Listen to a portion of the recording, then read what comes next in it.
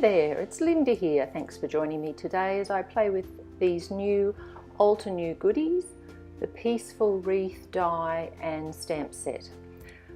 So first of all, I have die cut the wreath using the complete wreath die that you get in the set, and then I'm adhering that with repositionable tape into my MISTI so that only the wreath part will be able to be removed. So the bits around the outside are all stuck down temporarily.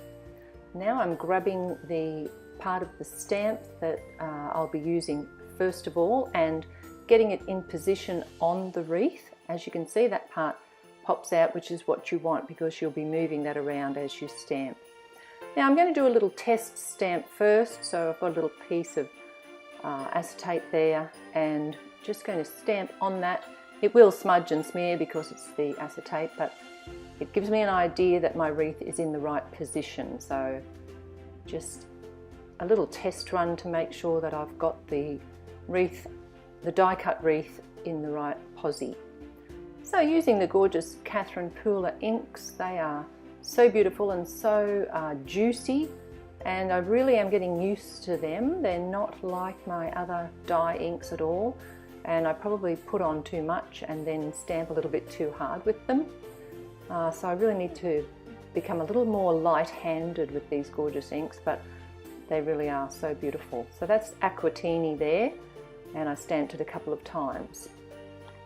Now I've moved the die around, as you've seen, and it fits perfectly in, and you can stamp the second stamping so that you complete your wreath design. So again, pressing it down and inking up and stamping a second time. Now I look at the two and I noticed that the greens I've got are different because I've probably stamped one more than another. I'm just going over that first stamping again to make it a little bit darker. It does all seem to work out in the end once the inks have dried.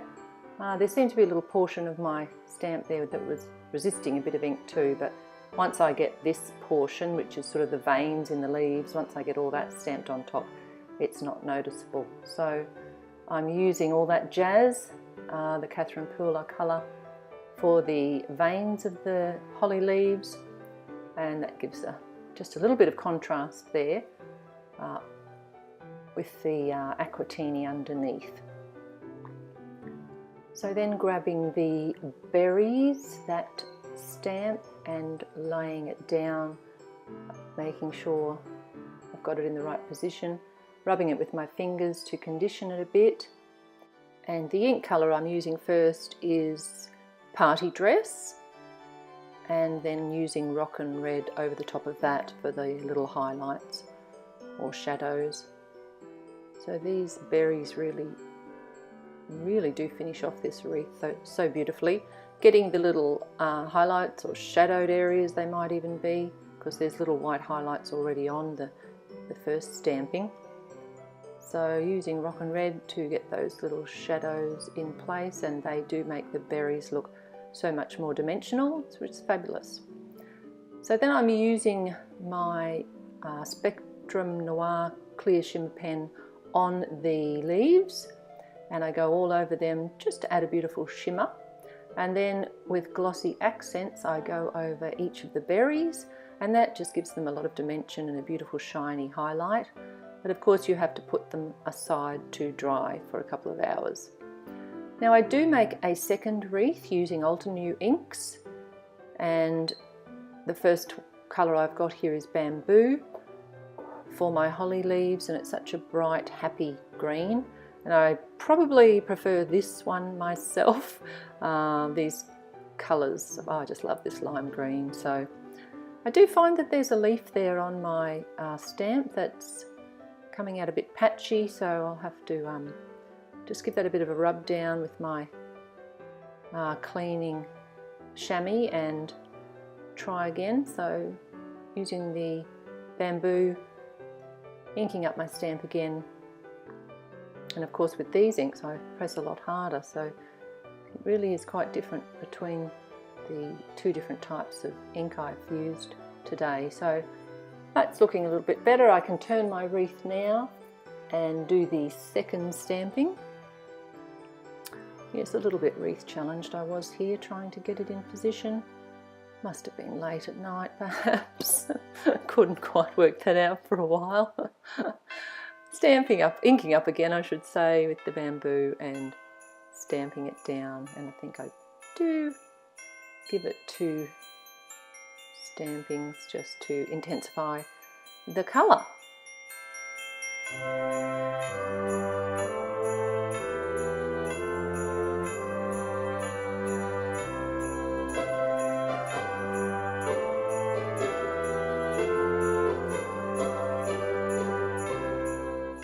And then it's time to position the veins in the leaves section of your stamp. So get that in position, do a little test run again with my acetate piece, and using moss, I believe.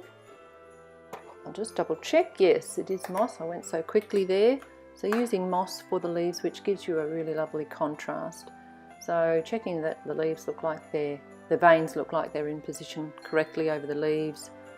Give that a wipe off, and then I'm ready to stamp it on my finished piece. I really do like this colour combination today. Pink and lime green, bright pink, lime green. Can't go wrong if you ask me. So very happy with the way this one turned out.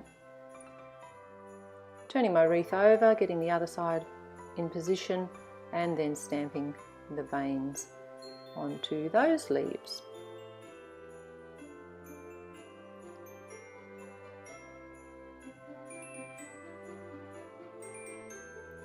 Next up, of course, you have the berry stamp.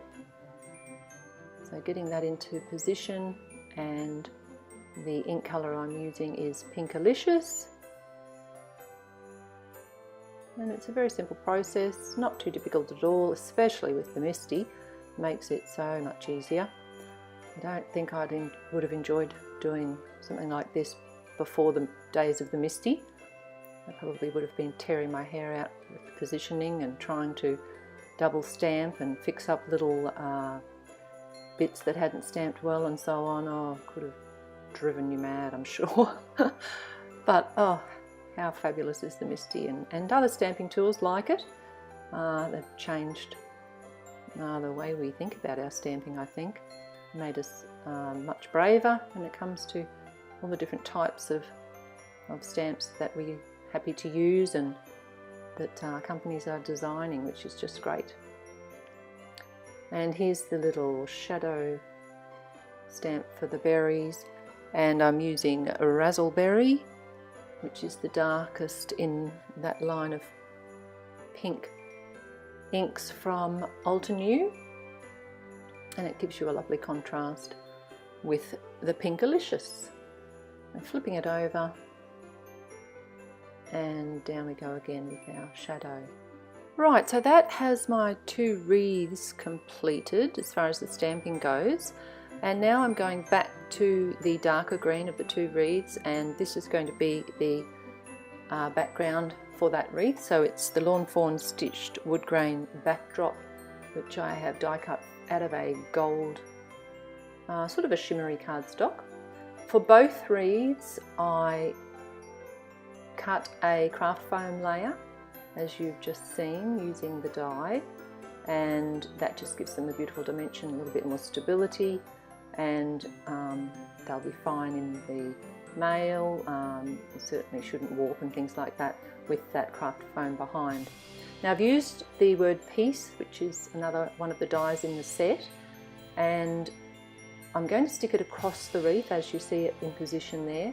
So I don't need craft foam for the P and the E at the end, but I do need it for the 3 letters across the centre that do not sit propped up with the die, if you get what I mean. So yes, it's not easy to know where to put your die, your wreath, you move, you change, oh Lord, it takes me a while to get that in position, doesn't it? But anyway, there it is. Decided it looked quite good like that. And now adding my liquid adhesive, just dotting it on. Got craft foam under the 3 letters in the middle there and not on the end letters. Nice gold foil craft stock there, and using 2 colours of twine. This twine is from Spotlight stores here in Australia, so I've got like a natural and white colour and the red and white, and I've just tied them together into the bow, putting an acrylic block on to let that dry. Now here's my gorgeous lime green wreath and 3 colours from Lawn Fawn's really rainbow Christmas pad. Help me, which one do I choose? I loved them all, it was so hard, but I ended up going with the red check, and then I'm just adding a white twine bow. You can see I've added the word peace cut from that same red check, and I'm using the Spectrum Noir glimmer pen over that, and I just add a couple of shimmery red enamel dots, and my cards are complete.